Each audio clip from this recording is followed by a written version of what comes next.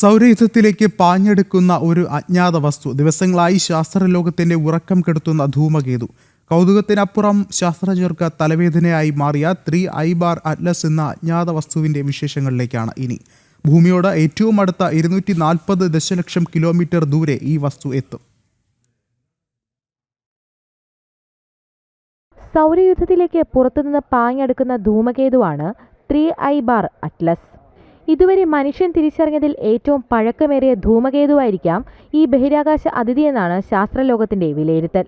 Harvard സർവകലാശാലയിലെ ഭൗതിക ശാസ്ത്രജ്ഞൻ പ്രൊഫസർ അവി ലോബ് പറയുന്നതനുസരിച്ച് ഇതൊരു അന്യഗ്രഹ സാങ്കേതിക വിദ്യയുടെ ഭാഗമായിരിക്കാമെന്നും അന്യഗ്രഹവാസികൾ അയച്ചതാവാമെന്നുമാണ്.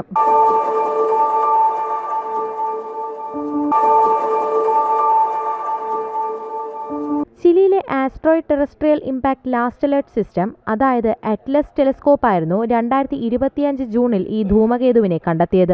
അതിനാലാണ് ഇതിന് 3I അറ്റ്ലസ് എന്ന് പേര് ലഭിച്ചത്. ഇതുവരെ സൗരയൂഥത്തിന് പുറത്തുനിന്ന് തിരിച്ചറിഞ്ഞ മൂന്നാമത്തെ വാൽനക്ഷത്രമാണിത്.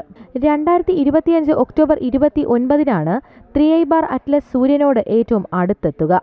ചൊവ്വയുടെ ഭ്രമണപഥം മറികടന്നാവും അതിന്റെ യാത്ര. ഭൂമിയോട് ഏറ്റവും അടുത്ത് 240 ദശലക്ഷം കിലോമീറ്റർ ദൂരെയായിരിക്കും ധൂമകേതു എത്തുക. ഹബിൾ, ജെയിംസ് വെബ് ദൂരദർശിനികൾ ഉൾപ്പെടെ 3I അറ്റ്ലസിനെ പിന്തുടർന്ന് നിരീക്ഷിക്കുന്നുണ്ട്. ഇതിന് 7 ബില്യൺ വർഷം പഴക്കമുണ്ടെന്നാണ് ശാസ്ത്രജ്ഞനായ മാത്യു ഹോപ്കിൻസ് ഉൾപ്പെട്ട സംഘം കണക്കാക്കുന്നത്. അതേസമയം നമ്മുടെ സൗരയൂഥത്തിന് 4 ബില്യൺ വർഷം മാത്രമാണ് പഴക്കം. ജലം തണുത്തുറങ്ങിയതായിരിക്കും 3I അറ്റ്ലസിന്റെ പ്രതലമെന്നും കണക്കാക്കപ്പെടുന്നു. സയൻസ് ഡെസ്ക്, ജനം.